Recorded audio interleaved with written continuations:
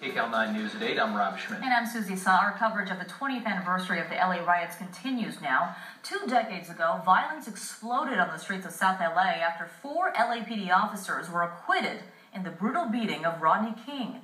KCAL 9's Melissa Rainey spoke to those who were there as the riots began. Protesters were outraged at the acquittal of 4 LA police officers in the caught-on-tape beating of suspect Rodney King. Rioters began to rampage the streets of Los Angeles. The crowd was really hot and really angry. The Los Angeles Police Department had come out in full riot gear and set up a line, and somebody had an American flag, and instantly the crowd, everybody grabbed a piece of that American flag and started tugging on it. The riots were bloody and costly. More than 50 people killed and $1 billion in damage. It was clear that we weren't taking control of the city, and I think that message got out to everybody. They saw what was happening in these little small pockets, and they just decided, hey, it's a free-for-all in Los Angeles. 1 year later, the 4 officers were tried in federal court on civil rights charges. 2 were found guilty, the other 2 acquitted. King was awarded more than $3 million in his lawsuit against the city, but most valuable, he says, is the lesson learned. The thing is, I've learned just how to forgive, so I can be able to move on. I'm Melissa Rainey reporting. On April 29, 1992, 6 days that changed Los Angeles forever. It started with the acquittal of 4 LAPD officers on charges they beat Rodney King. That was the match that ignited the city, and we witnessed the worst urban violence in the nation's history. More than 50 dead and thousands injured, and more than $1 billion in lost property. Some called it civil unrest. Most called it the Los Angeles riots. 20 years ago today, the Los Angeles riots began, a chain of events sparked by the not guilty verdict in the Rodney King beating trial. And when it was all over, 53 people were dead and parts of the city were left in complete ruins. The riots were a reaction, of course, to the acquittal of 4 white police officers on almost all of the charges related to the beating of Rodney King. The trouble began in South Los Angeles near the intersection of Florence and Normandy, where truck driver Reginald Denny was pulled from his cab and beaten. Initially, there was little police response. Then the rioting spread north into Hollywood as business after business was set on fire. It took 4 days to restore order, but by then, damage totals were well over $1 billion. Businesses in Koreatown were almost completely destroyed. NBC4. It was 20 years ago today that violence erupted on the streets of LA after 4 Los Angeles police officers were acquitted in the brutal beating of Rodney King. Today, community leaders led special observances marking that fateful day. Racial tensions reached a boiling point. Eyewitness News reporter Amy Powell is live at Florence and Normandy in South Los Angeles with reaction from those who were caught in the middle that day. Amy.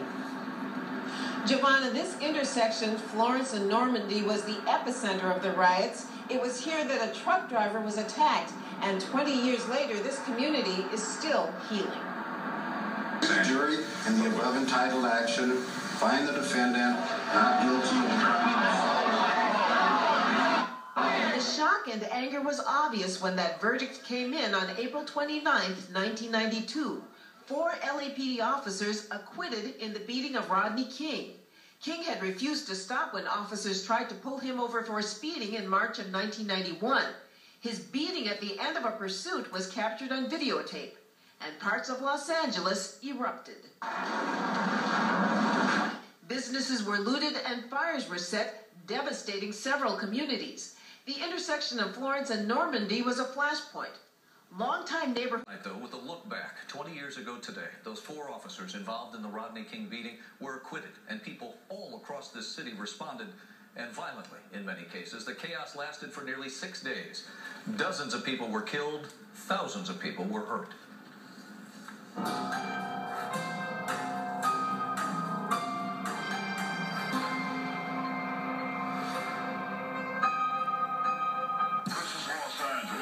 And they're just just kind of randomly running along the street. I don't know how else to describe it. We can see the extent of the damage.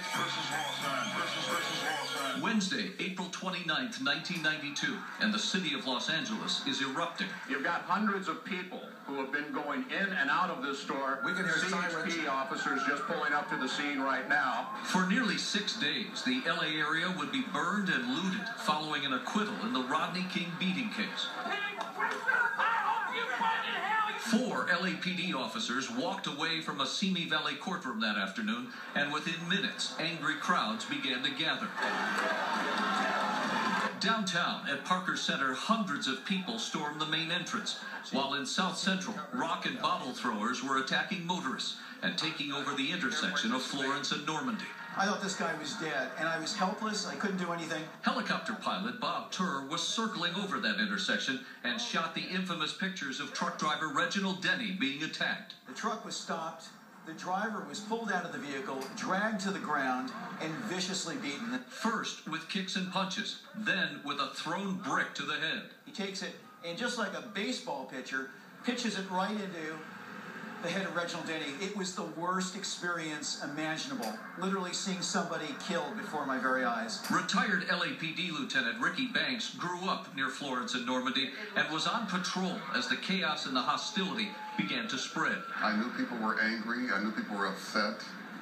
But what took place hours later, there was just no way I could anticipate that. Never seen anything like it. It felt like a war zone. Really? It was eerie. The skies had gotten darkened by the smoke. Me and my partner being shot at several times, and we were trying to save and rescue as many people as possible. Just devastating. Scores of fires would flare up throughout the city, and gunmen were taking pot shots at responding fire crews. It was almost fatal for me. Scott Miller was driving a hook and ladder that night out of Station 35. Near 37th and Western, he was hit by a bullet fired from a passing car. It struck me in the cheek. I was looking over my right shoulder, and it followed along my jawbone, entered into my neck, severed my carotid artery. I dropped face first onto the steering wheel. Miller's life would be saved by the quick actions of his crew. 20 years later, his facial scar has nearly disappeared, but his left arm remains partially paralyzed. The lack of a substantial police presence would give rioters control of the streets in many neighborhoods. My fellow citizens. Despite a plea for calm from Mayor Bradley, residents and merchants in Koreatown would actually arm themselves and stand guard against roaming mobs. As police reinforcements finally arrived on day 2, Armored personnel carriers coming south on Figueroa. Bradley would call for a dusk to dawn curfew. Can we all get along? Can we get along? By the time Rodney King appealed for peace on day 3, the National Guard was already arriving. Then hundreds of federal troops the following day. Before it was over, the death toll would soar past 50. 1,100 structures would burn, and the city would suffer nearly $1 billion in damage. I remember looking out and seeing Los Angeles on fire. Blair Taylor was a young executive back in 1992. Today, he's president of the Los Angeles Urban League. He says that while progress has been made over the past 20 years, especially in the minority community's relationship with the LAPD, economic development still lacks. And it's memories of the unrest that may be responsible. It's very hard to get some of those businesses to let go of those images that you saw back in 1992, right?